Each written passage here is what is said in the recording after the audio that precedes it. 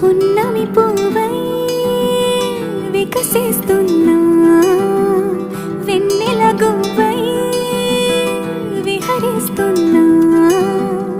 అరమరికలు మరచి తెరమరుగుల చెరలను విడిచి అదునిది అని తలచి అదు పెరుగని మురిపెము పిలిచి మధుర భావనల సుదల వాహినిగా